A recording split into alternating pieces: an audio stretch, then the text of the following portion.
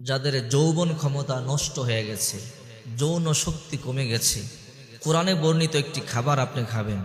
যদি এই খাবারটি আপনি খেতে পারেন, আপনার যৌবন আপনি ফিরে পাবেন। আপনার বয়স যদি 70-80 হয়ে যায়, তারপরও আপনি আপনার যৌবন ফিরে পাবেন। শুধু তাই নয়, অনেকে আছে হস্তমৈথুনের কারণে যৌবন নষ্ট করে ফেলেছে। যদি আপনি কোরআনে বর্ণিত এই খাবারটি আপনি খেতে পারেন, ইনশাআল্লাহ আল্লাহ পাক রব্বুল আলামিন অবশ্যই আপনার যৌন শক্তি আবারও ফিরিয়ে দিবেন। বুখারী শরীফের 62 নম্বর হাদিস, বিশ্বনবী মুহাম্মদ সাল্লাল্লাহু আলাইহি ওয়াসাল্লাম একবার সাহাবায়ে কেরামদেরকে বললেন, ইন্না মিনাশ শাজারি শাজারাতান লা ইয়াসকুতু ওয়ারাতুহা। ও সাহাবীরা বলো তো, গাছগাছালির মধ্যে এমন একটা গাছ আছে যেই গাছের পাতা কোনোদিন ঝরে পড়ে না। ওয়া ইন্নাহা মাসালুল মুসলিম, তা মুসলিমের মতো উদাহরণ। বলো তো ওই গাছটা কি, যেই গাছের পাতা কোনোদিন ঝরে পড়ে না? হযরত ইবনে ওমর রাদিয়াল্লাহু তাআলা আনহু মনে মনে ভাবেন,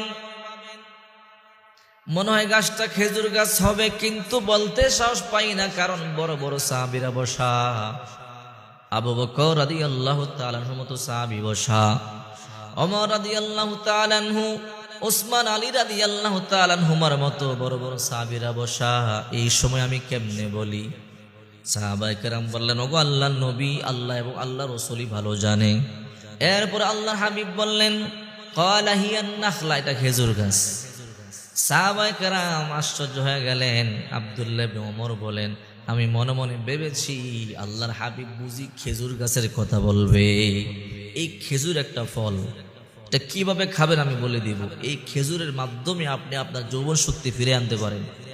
এই খেজুর সম্পর্কে আল্লাহ তাআলা সূরা মারইয়ামের 24-25 নম্বর আয়াতগুলোর মধ্যে বলেন, ফানাদাহা মিন তাহতিহা আল্লা তাহজানি কদ জাআলা রাব্বুকি তাহতাকি সারিয়া ও হুজ্জি ইলাইকি বিজিদিন নাখলাতি তুসাকিত আলাইকি রুতবান জানিয়া। হযরত মারইয়াম আলাইহিস সালাম যখন অন্য দূরে চলে গেলেন, এলাকা ছেড়ে অনেক দূরে চলে গেলেন, বাচ্চা প্রসব হলো, মরুভূমির মধ্যে খাবার দাবার নাই, কি খাবে? আল্লাহ তাআলা ফেরেশতার মাধ্যমে বলে, ফেরেশতারা বলে, মারইয়াম আপনি টেনশন করবেন না, আপনার পায়ের নিচে আল্লাহ তাআলা নহর জারি করেছে। আর আপনি যে খেজুর গাছের নিচে বসে আছেন, কাণ্ড নাড়া দেন, সুপক্ষ খেজুর আপনার উপরে পতিত হবে। মারইয়াম ফাকুলি ওয়াশরাবি ওয়াকরি আইনা, খেজুর খাও, পানি পান করো, চক্ষু শীতল করো। এতে বোঝা যায় একজন প্রসূতি মাও খেজুর খেতে পারে। প্রসূতি মায়েদেরকে খেজুর খাওয়াবেন, এটা কল্যাণকর, তাদের সুস্থের কারণ, সুস্বাস্থ্যের কারণ। মায়ের জন্য উপকার, বাচ্চার জন্য উপকার। সুবহানাল্লাহ। এই জন্য সৌদি আরবের মধ্যে একজন লোক, তার 42 জন সন্তান, 42 জন। তাকে জিজ্ঞাসা করা হয়েছে, আপনার যে 42 জন সন্তান, আপনার খাদ্যের উৎস কি? বলে, আমার খাদ্যের উৎস কি? মানুষ যা খায় আমিও তা খাই, স্পেশাল কোনো খাবার আমার নাই, তবে অতিরিক্ত একটা খাবার আমি খাই। বলে, কি? বলে, দৈনিক 1 কেজি খেজুর খাই এক্সট্রা। এটা আমার অতিরিক্ত রুটিনের বাহিরে, এই খেজুর খাই আমি। 44 জন সন্তান। এক সাহাবী বিশ্বনবী মুহাম্মদ সাল্লাল্লাহু আলাইহি ওয়াসাল্লামের কাছে এসে বলি, ইয়া রাসূলুল্লাহ, আমার সন্তান হয় না, আমার যৌবন শক্তি কম। আল্লাহর হাবিব বললেন, সাহাবী তুমি বাড়িতে চলে যাও, বেশি বেশি ডিম খাও। যদি বেশি বেশি ডিম খেতে পারো, আল্লাহ তাআলা তোমাকে সন্তান দিবে।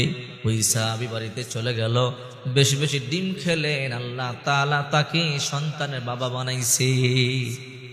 সারিদ খাবেন, সারিদ হাদিসে বর্ণিত একটি খাবার, বর্তমানে আমাদের সমাজে এটা খায় না, খুব কম। সারিদ হলো গোশতের বেশি ঝোলের মধ্যে রুটি ছোট ছোট করে টুকরা করে ভিজিয়ে রাখা, নরম হলে খাওয়া। এটা সুস্বাস্থ্যের কারণ, যৌন শক্তি বৃদ্ধি পায়, পেটের অসুস্থতা দূর হয়, পেটের রোগ বালাই দূর হয়, অনেক শক্তি হয় এই খাবার খেলে। সারিদ খাবেন। সিরকা খাবেন, সিরকা। বাজারে সিরকা পাওয়া যায়, আপেলের সিরকা পাওয়া যায়, সিরকা কিনে খাবেন।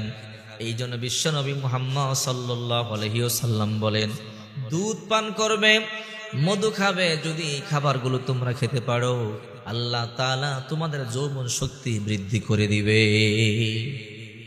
সারিদ খাবেন, সিরকা খাবেন, দুধ খাবেন, মধু খাবেন, খেজুর খাবেন।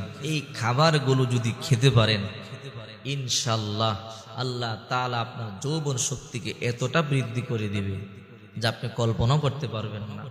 এই জন্য বিশ্বনবী মুহাম্মদ সাল্লাল্লাহু আলাইহি ওয়াসাল্লাম বলেন, তোমরা আল্লাহর উপরে ভরসা করবে, আর যখন তোমাদের কোনো কিছু চাওয়ার প্রয়োজন হবে তখন তোমরা আল্লাহর কাছে চাবে। আল্লাহর হাবিব বলে, আয়েশা, যদি তোমার পায়ের জুতার স্যান্ডেলের ফিতাও ছিঁড়ে যায় তুমি তারপরও আল্লাহর কাছে চাও, কারণ আল্লাহ তাআলা ছাড়া কেউ কোনো কিছু করতে পারে না। আশ্চর্যের বিষয়, কখন কে মরে যায় কেউ বলতে পারে না। কয়েকদিন আগে একজন আমাদের পরিচিত যুবক স্ট্রোক করে মারা গেল। স্ট্রোক নামক একটা রোগ যে এই পৃথিবীতে এসেছে, এই রোগটা কখন যে মানুষকে ধরে আক্রমণ করে কেউ বলতে পারে না। যুবকদেরকে নিয়ে যায়। বর্তমানে বুড়াদের থেকে যুবকদের মৃত্যুর হার অনেক বেশি। এই জন্য আল্লাহর কাছে দোয়া করবেন, আল্লাহ স্ট্রোক থেকে, ক্যান্সার থেকে, প্যারালাইসিস থেকে, এই সমস্ত বড় বড় রোগ থেকে হেফাজত করেন। আপনার যা কিছু প্রয়োজন পড়বে সবকিছু আল্লাহর কাছে চাবেন। সকালবেলা 3 বার পড়বেন, বিসমিল্লাহিল্লাযী লা ইয়াদুররু মা ইসমিহি শাইউন ফিল আরদি ওয়ালা ফিস সামাই ওয়া হুয়াস সামিউল আলীম। সকালে 3 বার পড়বেন, সন্ধ্যাবেলা 3 বার পড়বেন। যদি দৈনিক সকালে 3 বার, সন্ধ্যা মাগরিবের পরে 3 বার পড়তে পারেন, আল্লাহ তাআলা সমস্ত বিপদ থেকে আপনাকে হেফাজত করবে, যত বিপদ আছে। শুধু তাই নয়, রাত্রে যখন ঘুমাবেন এই দোয়া পড়বেন, আউযু বিকালিমাতিল্লাহিত তাম্মাতি মিন শাররি মা খালাক, আউযু বিকালিমাতিল্লাহিত তাম্মাতি মিন শাররি মা খালাক। যদি রাত্রিবেলা এই দোয়া পাঠ করে আপনি ঘুমান আর আপনার দেহের মধ্যে হাত দিয়ে মুছে দেন, ফু দিয়ে, ইনশাআল্লাহ ফজর পর্যন্ত কোনো বিপদ হবে না। সমস্ত বিপদ থেকে আল্লাহ তাআলা আপনাকে হেফাজত করবে। আবার ফজরের পর পড়বেন, মাগরিব পর্যন্ত আল্লাহ হেফাজত করবে। কোনো টেনশন নাই। সব ক্ষমতার মালিক একমাত্র আল্লাহ। আরে আল্লাহর কাছে চাবেন, দেওয়ার মালিক আল্লাহ, নেওয়ার মালিক আল্লাহ। যদি আল্লাহর কাছে চান আল্লাহ অবশ্যই আপনাকে দিবে। টেনশনে